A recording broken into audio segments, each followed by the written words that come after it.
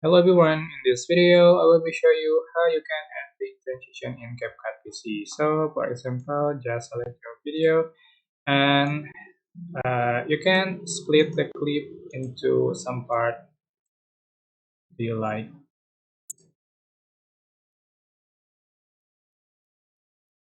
So just click split icon, uh, pixel. Okay, after this you can add blink transition. Just click or select this transition. And you can find this blink transition in a basic transition. Just drag and put between the clip.